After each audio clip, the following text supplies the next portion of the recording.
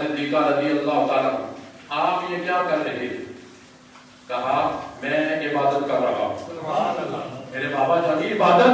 فرمایا میں نے اپنے کانوں سے سنا تم کہتے ہو ان کے اندر بغض اہل بیت تھا۔ اگر یہ بات تھی تو اس کو چھپا دیتے، کسی کو نہ بتاتے، لکا کے رکھتے۔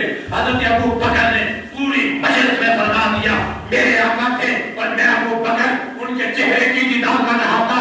پیارے صدیق کیا کر رہے ہو؟ یا رسول اللہ آپ کا چہرہ ہو اور ابو بکر کی آنکھیں ہو۔ فرمایا پیارے صدیق میرے علی کے چہرے کو دیکھنا بھی عبادت ہے۔ میرے علی کے چہرے، تب سے ابو بکر چہرہ مصطفیٰ بھی دیکھتا ہے اور چہرہ مرتضیٰ دیکھ کر عبادت کرتا ہے۔ فرمایا ارکبوا محمدا فی اہل بیتہ، فرمایا میرے چاہنے والوں سنو حضرت ابو بکر صدیق کا فتویٰ سنو۔ کائنات کے اندر حضرت ابو بکر صدیق سے بڑا مفتی کوئی نہیں ہے، کائنات کے اندر حضرت ابو بکر صدیق سے بڑا قاضی کوئی نہیں ہے، کائنات کے اندر حضرت ابو بکر صدیق سے زیادہ متقی اور پرہیزگار کوئی نہیں ہے۔ فرماتے ہیں لوگوں محبت رسول کیا ہے؟ ہر بندہ جو یا رسول اللہ کے نعرے لگائے اس پہ اعتماد نہ کرو۔ اے پیارے ابو بکر صدیق، اے آقا ابو بکر صدیق، اے امیر المومنین ابو بکر صدیق، پھر ہم کیا کریں؟ فرمایا اسے اپنے بیت میں دیکھو۔ ہے ابو بکر صدیق ہے بیت میں؟ یہ کس کی فرمان ہے؟ یہ کسی ملا کی بات نہیں ہے، یہ کسی رافضی کی بات نہیں ہے، یہ کسی خارجی کی بات نہیں ہے، یہ پیغمبر صدق و صفا کی بات ہے۔ ارکبوا محمدا فی اہل بیتہ، اگر فرمایا کوئی بندہ بڑا متقی پرہیزگار ہے، اللہ اللہ کرتا ہے، یا رسول اللہ کرتا ہے، اس پہ اس کو نہ مانو اس وقت تک جب تک اسے اہل بیت کے درمیان نہ دیکھ لو۔ اے پیارے ابو بکر صدیق، پھر فرمایا اگر وہ اہل بیت کا حکمدار ہے، اگر اہل بیت کا لحاظ اس کے اندر موجود ہے تو وہ نبی کا سچا غلام ہے، اور نبی کا سچا غلام ہے۔ یہ فرمان ہے سیدنا ابو بکر صدیق رضی اللہ عنہ، یہ شان ہے میرے آقا حضرت ابو بکر صدیق رضی اللہ تعالیٰ عنہ۔ سنوگے؟ اب اگلی بات سنو بڑے غور سے۔ اگر جمعہ تھوڑا لیٹ ہو جائے تو آج ہم ابو بکر کی محفل میں ہیں، آج ہم سیدنا ابو بکر کی نگاہوں میں ہیں۔ اگر جمعہ لیٹ ہوگا تو ابو بکر صدیق ہم سب پہ کرم فرمائیں گے۔ آگے سنو، آگے سنو، حضرت ابو بکر صدیق خدا کی قسم اٹھاتے ہیں، کہو سبحان اللہ، سبحان اللہ، سبحان اللہ۔ حضرت ابو بکر صدیق خدا کی قسم اٹھا کے کہتے ہیں قسم ہے اس رب العالمین کی جس کے قبضہ قدرت میں ابو بکر صدیق کی جان ہے، مجھے اپنی کرامت داری کا اتنا لحاظ نہیں ہے، مجھے اپنا بیٹا محمد بن ابو بکر عبد الرحمن بن ابو بکر اتنا عزیز نہیں ہے جتنا مجھے علی، فاطمہ اور حسن اور حسین کا لحاظ ہے۔ شان صدیق اکبر، شان صدیق اکبر۔ یہ نعرہ حضرت ابو بکر صدیق کی حقانیت کے لیے لگاؤ، یہ نعرہ میں لگا رہا ہوں حضرت ابو بکر کی شان بلند کرنے کے لیے۔ پنج نعرے، پنج تنی، سوا لاکھ نعرے حیدری۔ اس لیے لگا رہا ہوں، یہ نعرہ اس لیے لگا رہا ہوں جب سیدنا ابو بکر صدیق خلیفہ بنے، امیر المومنین بنے، امیر المسلمین بنے، خلیفہ بلا فضل بنے، تو ابو سفیان آ گیا۔ کون آ گیا؟ مجھے معاف فرمائیے گا، مجھے معاف فرمائیے گا، یہ ساری کتابوں کے اندر اگر حوالہ چاہیے ہو تو طاہر شاہ صاحب موجود ہیں، دیگر علماء موجود ہیں۔ ابو سفیان آ گیا، فرمایا اس نے کہا ہاتھ بڑھا علی۔ کہا کیوں کیوں کیوں؟ اس لیے ہاتھ بڑھا میں تیری بیعت کرنا چاہتا ہوں۔ اب جو تاریخ کی کتابوں میں مختلف کتب میں جو بات لکھی ہے، کہا ابو سفیان نے کہا یہ گٹھیا قبیلے کا بندہ ہمارا خلیفہ بن گیا۔ میں نبی کے بعد اگر خلافت کا حقدار سمجھتا تھا تو ہے علی ابن ابی طالب، تجھے سمجھتا تھا یہ ابو بکر ہمارا خلیفہ بننے کے لائق نہیں ہے۔ ابو بکر جو ہے یہ گٹھیا قبیلے کا ہے، یہ ابو قحافہ کا بیٹے کا، ابو قحافہ کا بیٹا ہے، اگر خلافت کا حقدار ہے تو ہے۔ کس نے کہا؟ بولو ابو سفیان نے۔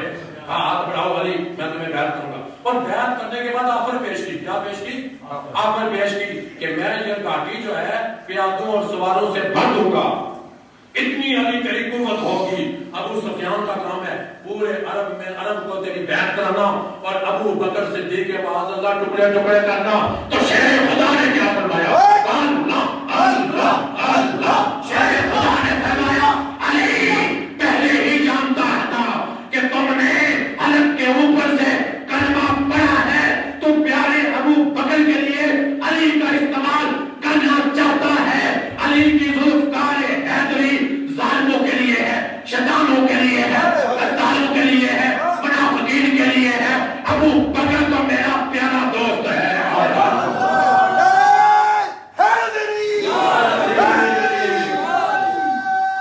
فرمایا علی کی ابو سفیان باز آ جا.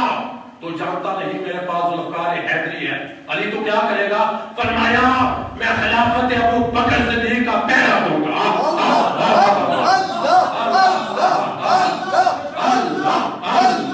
فرمایا علی خلافت ابو بکر کے خلاف جو فتنہ اٹھے گا علی کی ذوالفقار حیدری باہر آ جائے. پھر آپ جانتے نہیں کسی نے کہا حضرت علی کے خلافت کے دور میں کہ اے علی شیر خدا, آپ کا جو دور ہے اس میں کتنے لڑائیاں ہیں, جھگڑے ہیں, جبکہ آپ سے پہلے سیدنا ابو بکر صدیق اور سیدنا عمر فاروق کا جو دور تھا وہ مثالی دور تھا. آپ کے دور میں فتنے کیوں ہیں؟ سیدنا ابو بکر صدیق سیدنا عمر فاروق کا دور بے مثل و بے مثال تھا, فتوحات کا دور تھا. تو مولا علی نے کیا فرمایا؟ کہو سبحان اللہ. اللہ اللہ. فرمایا ابو بکر صدیق عمر فاروق میرے پیارے میرے دوست, ان کے مشیر ہم تھے اور ہمارے مشیر تم ہو. ارے ابو بکر اور عمر کی خلافت کو سنبھالنے والا, ان کو آگے پروان چڑھانے والا میں علی المرتضیٰ تھا اور میرے مشیر تم ہو. اس لیے تم جانتے نہیں ہو کہ حضرت عمر نے کیا فرمایا تھا؟ لولا کا علی جن لہلک عمر. اگر علی نہ ہوتے تو ہم ہلاک ہو جاتے.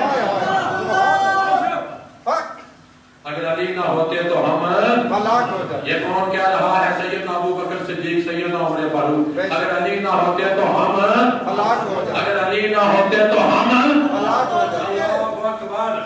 صحابہ کرام کی غلطیاں نکالنا, ان کو سب و شتم کرنا بھی جرم عظیم ہے, بہت جرم عظیم ہے. دوستو ایک سازش بھی ہے ابھی بھی میرے ذہن میں. جس طرح علامہ طاہر شاہ صاحب اور سادات کرام بڑی تعداد میں بارش میں آپ تشریف لائے, سیدنا ابو بکر کی شان سننے کے لیے میں آپ کی عظمتوں کو سلام پیش کرتا ہوں. جس طرح بڑے صغیر پاک و ہند میں انگریز سامراج نے, برطانوی سامراج نے سوچا مسلمانوں کو ڈیوائیڈ کیا جائے. ڈیوائیڈ اینڈ وہ کس طرح ہے؟ ڈیوائیڈ اینڈ رول کے تحت انہوں نے کچھ ایسے میر جعفر اور میر صادق جیسے غدار پیدا کیے. سب سے پہلے انہوں نے ہندو مسلم فساد کرائے. کیا ہندو مسلم؟ یہ پاکستان کے خلاف سازش ہے. یہ اہل بیت پہ بھونکنے والے اور صحابہ پہ بھونکنے والے, جن کے پیچھے بڑے بڑے یہودی ایجنٹ موجود ہیں. یہ جو لاہور سے فتنہ اٹھا, سیدہ خاتون جنت کی شان میں گستاخیاں کی گئی. اور اب حضرت ابو بکر صدیق یہ یہودیوں کے ایجنٹ ہیں. یہ ہمارے ملک میں افراتفری پھیلانا چاہتے ہیں, ہمارے ملک میں خانہ جنگی کرنا چاہتے ہیں. مسلمانوں ہوشیار رہو, مسلمانوں ہوشیار رہو. اپنے کان اور آنکھیں کھول کے رکھو. یہ دشمن ہمیں لڑانا چاہتے ہیں. یہ آگے جو حالات کا استعمال کرتے ہیں. کس کا؟ جو حالات کا, جینوں کا. چنانچہ انگریز سامراج نے کیا کیا؟ وہاں مورتیاں گرا دی, گاؤں کو سرے عام ذبح کرنا شروع کر دیا. ہندو دل برداشتہ ہوئے, مسلم اور ہندو مسلم فساد ہوئے. لڑ لڑ کے پورا ہندوستان, وہ سکھ وہ ہندو, جب مسلمانوں کو دیوتا سمجھتے تھے, مسلمانوں کے دشمن بن گئے. برطانوی سامراج امریکہ بہادر کی سازش کی وجہ سے قتل و غارت شروع ہو گیا. مسلمان ہندوؤں کو قتل کرتے, ہندو مسلمانوں کو. ہندو مسجدوں کی بے کرتے اور یہ ان کے بتوں کو گرا دیتے, مندر میں جا کر یہ پتھراؤ کرتے اور سرے عام گائے کو ذبح کرتے. ایک سازش تھی. یہ انگریزوں کے جنگ تھے جو انگریز برطانوی سامراج سے پیسہ لے کر انہوں نے یہ کھیل شروع کیا ہوا تھا. پھر یہ جب آگ دھول پھیل گئی تو پھر آپ تاریخ پڑھے, آپ اسٹوڈنٹ ہیں, نیٹ پہ سرچ کریں، انہوں نے شیعہ سنی کا فساد کیا، ایران سے شیعہ منگوا کر ہندوستان میں شیعہ سنی کا فساد کر دیا، اور پھر اس کا حل کیا ہوا؟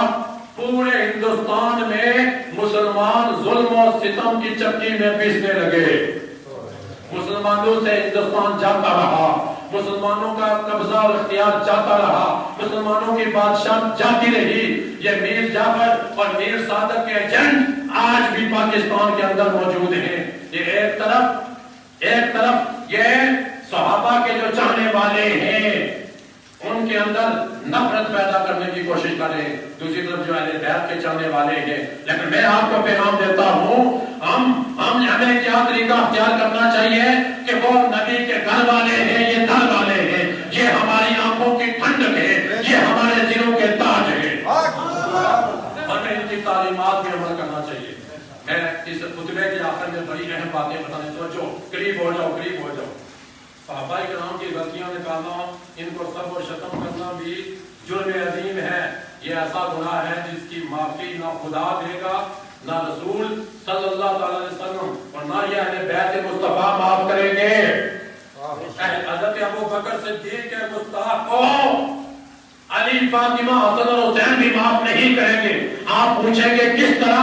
ارے حضرت ابو بکر صدیق کی تربیت کا نتیجہ تھا جس کی وجہ سے محمد بن ابو بکر نے حضرت علی پہ اپنی جان کو قربان کر دیا۔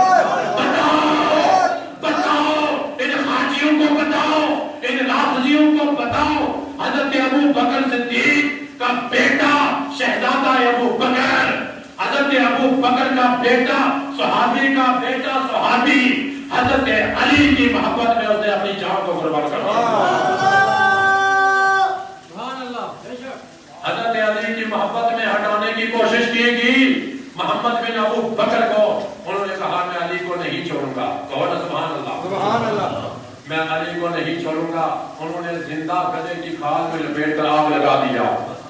حضرت ابو بکر صدیق کے دوسرے شہزادے محمد بن ابو بکر، کون؟ بولو نا، ہمیں تعلیمات کا پتہ ہی نہیں ہے، صحابہ، ہمیں ان کی محبتوں کا پتہ ہی نہیں ہے، اہل بیت، اور ان کی دیکھو، ان کے مرتبے اور مقام دیکھو، ان کی تعلیمات کو دیکھو، وہ روشنی کا مینار ہے، وہ ہدایت کے راستے پہ چلانے والے ہیں۔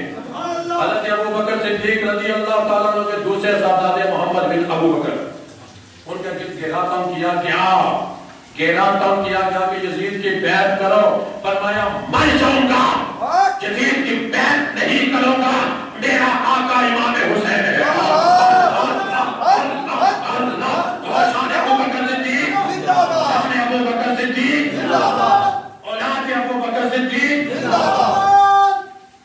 اسی جرم کی پاداش میں آپ کو قتل کر دیا گیا۔ دونوں بیٹے اہل بیت کی محبت میں شہید ہوتے ہیں۔ اب سنیے، اس لیے یہی وہ لوگ ہیں جنہوں نے اہل بیت مصطفیٰ کی غلامی کا حق ادا کر دیا ہے۔ یہی وہ مقدس نفوس ہیں جنہیں رسول غیب دان نے منتخب فرمایا ہے۔ یہ انتخاب مصطفیٰ ہے، ابو بکر انتخاب مصطفیٰ ہے۔ انتخاب رسول میں خامیاں اور نقائص تلاش کریں گے تو یہ براہ راست رسول خدا پر حملہ ہوگا۔ کس پہ حملہ ہوگا؟ رسول خدا پہ۔ نگاہ مصطفیٰ کو غلط قرار دینا پڑے گا۔ جو نگاہ مصطفیٰ کو غلط قرار دے وہ دائرہ اسلام سے خارج ہے۔ اگر نگاہ حسین میں غلطی کا امکان نہیں تو پھر نگاہ مصطفیٰ میں غلطی کا امکان کیسے ہو سکتا ہے؟ اہل بیت محمد سے پیار کرنا ہے تو محمد عربی سے بھی پیار کرنا پڑے گا، اور ان کے انتخاب سے ابو بکر سے بھی پیار کرنا پڑے گا۔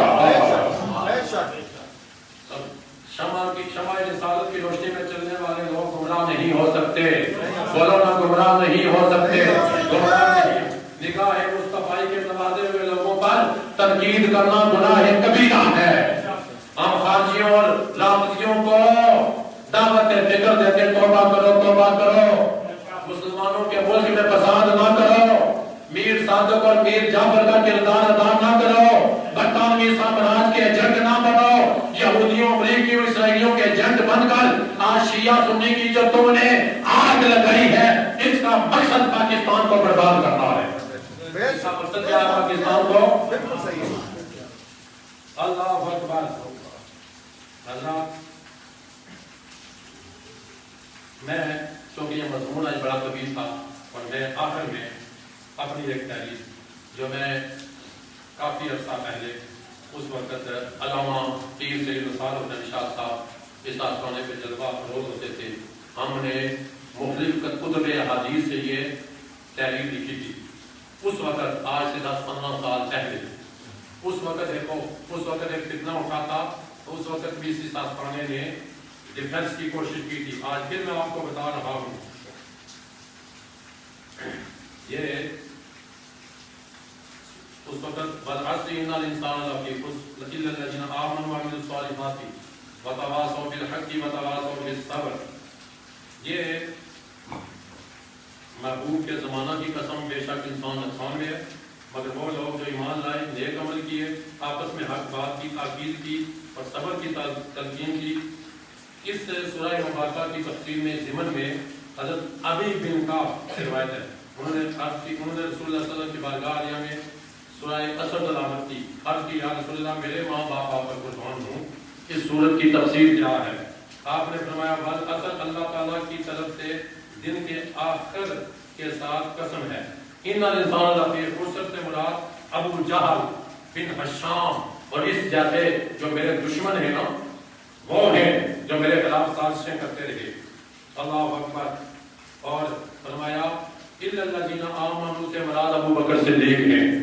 وعملوا الصالحات سے مراد عمر فاروق ہیں. وتواصوا بالحق سے مراد عثمان غنی ہیں. وتواصوا بالصبر سے مراد مولا کائنات ہیں. اللہ اکبر. اچھا اس سورہ میں الا الذین آمنوا سے مراد حضرت ابو بکر صدیق ہیں. حالانکہ یہاں جمع کے سیغے مذکور ہوئے. اس کا مطلب یہ ہے کہ حضرت ابو بکر صدیق اکیلے ہی امت کے برابر ہیں. حضرت ابو بکر صدیق کا مرتبہ اور مقام بہت بلند ہے. اچھا حضرت ابو بکر صدیق رضی اللہ تعالیٰ عنہ کی اہل بیت کے ساتھ بہت سے تعلق اور رشتے ہیں. یہ جو کوئی جذباتی قسم کے سید ہیں نا پہلے تولو پھر بولو عقل کے ناخن لو تو کس کے بارے میں گستاخی کر رہے ہو؟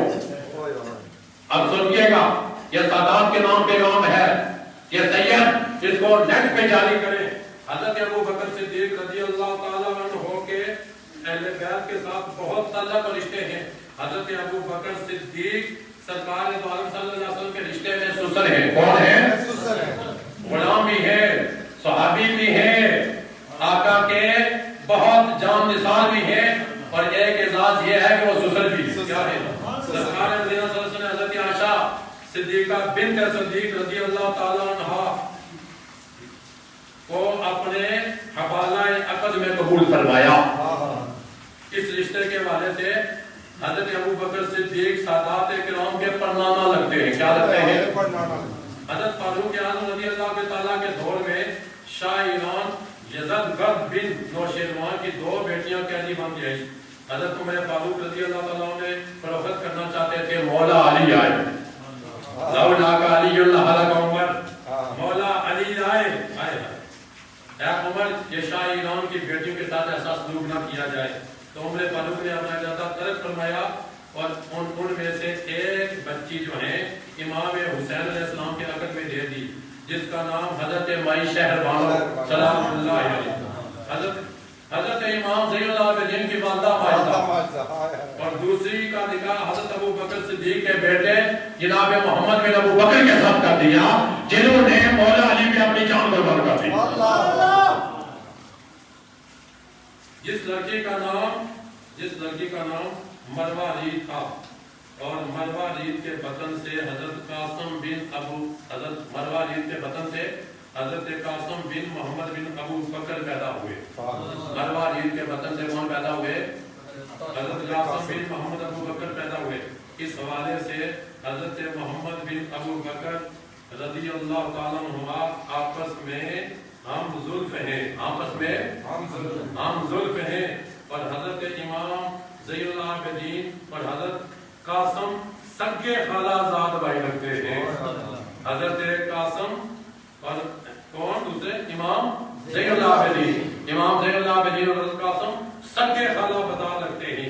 حضرت امام زین العابدین نے اپنے خالہ زاد بھائی حضرت قاسم، اپنے خالہ زاد بھائی حضرت قاسم بن ابو بکر بن محمد بن ابو بکر سے اپنے بیٹے امام باقر علیہ السلام کے لیے رشتہ طلب فرمایا، تو حضرت قاسم نے اپنی بیٹی ام فروا کا رشتہ امام محمد باقر کو دے دیا۔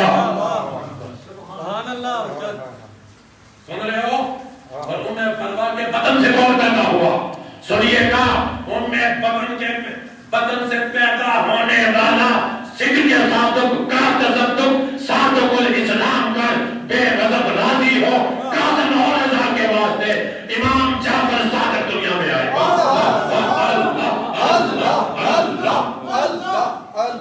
اس حوالے سے اب سنیے گا، میں نتیجے پہ لا رہا ہوں۔ اس حوالے سے حضرت ابو بکر صدیق، بولو حضرت ابو بکر صدیق، امام جعفر صادق علیہ السلام، حضرت ابو بکر صدیق امام جعفر صادق علیہ السلام کے پڑنامہ لگتے ہیں۔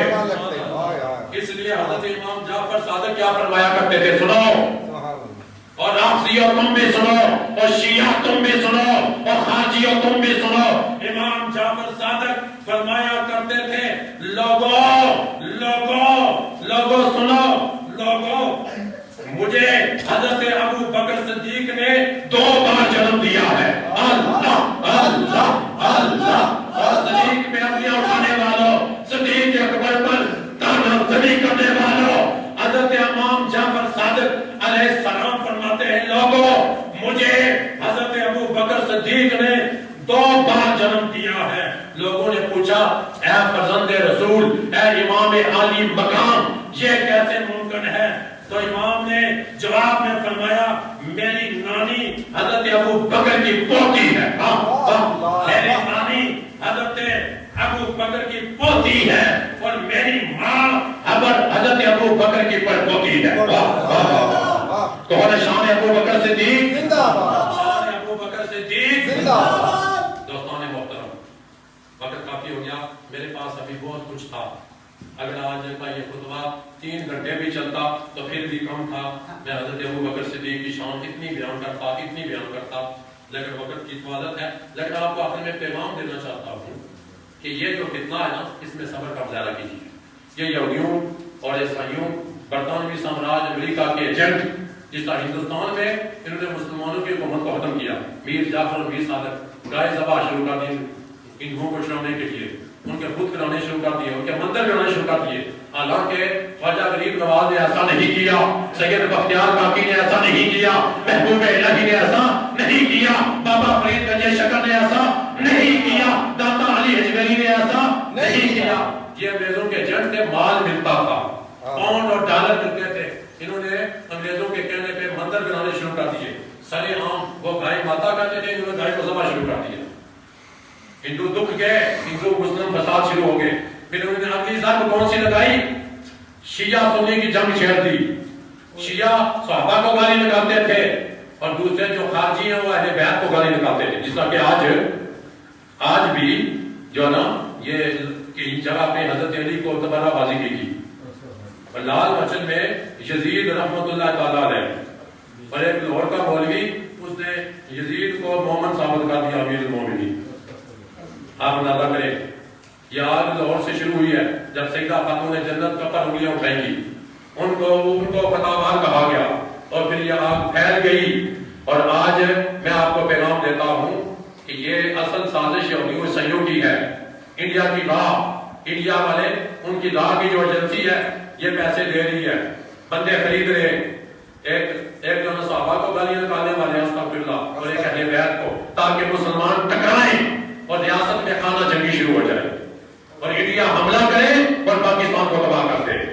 بولو، آپ نے عہد کرنا ہے، بڑی خنقاشی کا پیغام ہے، ہم نے خارجیوں اور رافضیوں کی سازش کو ناکام کرنا، خارجیوں اور رافضیوں کی سازش کو ناکام کر کے اسلام کا جھنڈا بلند کرنا ہے۔ شان ابو بکر صدیق میں میں نے بہت کچھ کہنا تھا، لیکن وقت کے دامن میں اتنی گنجائش نہیں ہے۔ جن حضرات نے سنتے پڑھنی ہے وہ جلدی سنتے پڑھیں۔